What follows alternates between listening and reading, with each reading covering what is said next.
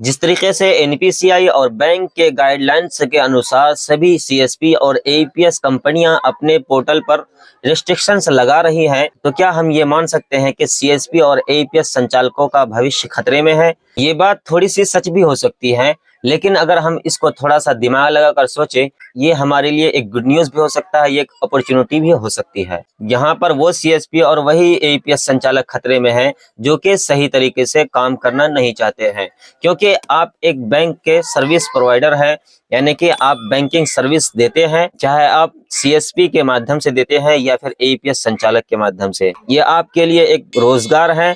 आपका रोजगार अगर छिनेगा तो आप किसी तरह से भी इसे छीनने नहीं दे सकते हैं। यहाँ पर मैं आपसे सवाल ये करना चाहता हूँ कि जब भी आपको एनपीसीआई की तरफ से या बैंक की तरफ से एक नई गाइडलाइन से मिलती है तो आपके रोजगार में कमी नजर आते हुए दिखता है, तो आपके दिमाग में ये बात चलने लगता है कि अभी अगर ऐसा है तो फिर आगे कैसे काम चलेगा। यहाँ पर थोड़ा सा आपको ये सोचना है कि जिस तरह से एनपीसीआई और बैंक के गाइडलाइंस है उन्हीं के अनुसार हमें काम करना है।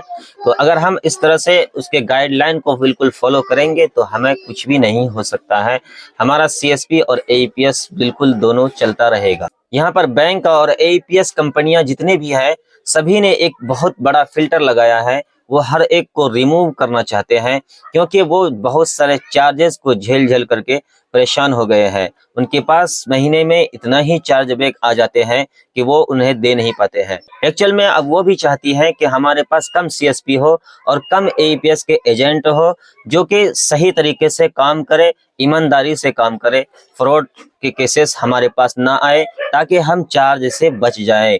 एक्चुअल में उसके पास इतना चार्ज बैक आ जाते हैं कि वो भी झेल नहीं पाते हैं, जिसके वजह से ये बड़ा फिल्टर लगाया गया है। जो कंपनियां बड़े बड़े होते हैं वो इस चार्ज बैक को झेल लेते हैं, जो कि छोटे मोटे कंपनी होते हैं वो इस चार्ज को नहीं झेल पाते हैं, वो फिर इस मार्केट से गायब ही हो जाते हैं।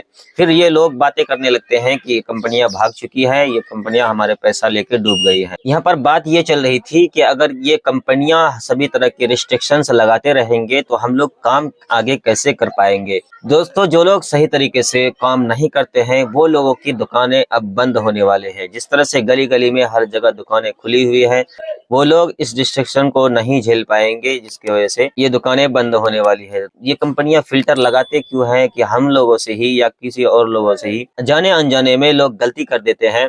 किसी का पैसा निकाला गया तो उसमें जो है कि प्रोसेसिंग चलता है तो उसके अकाउंट से कट जाता है पैसा।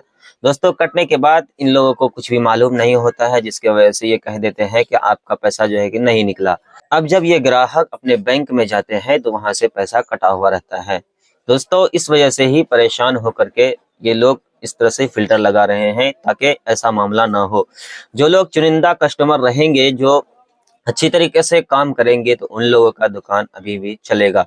उनके लिए एक अपॉर्चुनिटी हो जाएगा कि आपके पास ज्यादा से ज्यादा कस्टमर आएगा। अगर आपके शॉप पे बहुत ही अच्छे ट्रांजैक्शंस होते हैं, यानी आप बहुत ही लंबे टाइम से अच्छे तरीके से ईमानदारी से काम कर रहे हैं, तो आपको किसी तरह से घबराने और डरने की बात नहीं है। आपका काम इसी तरह से चलते रहेगा, बल्कि आप इससे भी ज्यादा चलेगा, क्योंकि छोटे मोटे जितने भी सीएसपी लोग हैं वो सब बंद हो जाएगा। यहाँ पर आपको एक डिसीजन ये लेना है कि आपको सिर्फ एक ही आईडी से काम करना होगा। अगर आप एक आईडी से काम करेंगे तो बिल्कुल ही आप भ्रमित नहीं होंगे, कंफ्यूज नहीं होंगे। आपको टेक्निकल सपोर्ट बिल्कुल सही तरीके से प्रोवाइड कराई जाएगी। दोस्तों, आप मल्टीपल आईडी से काम करते हैं तो आपको इसका पता ही नहीं चलेगा कि किस तारीख को किस आईडी से हमने एक कस्टमर का खाता से पैसा निकाला था। दोस्तों, अगर किसी तरह से कोई कस्टमर आ जाता है कि हमारे खाते में कमी हो गया है या बेशी हो गया है, तो आप जो है कि उसको देख नहीं पाएंगे। इसीलिए दोस्तों, आपको सिर्फ एक ही आईडी चलाना है। आइंदा आप इसका ख्याल रखेंगे, जब भी आप लंबे समय तक काम कर पाएंगे। क्योंकि आप किसी के पास लंबे समय से जुड़कर काम करते हैं तो आपका भी छोटा मोटा वहां पर पहचान हो जाता है।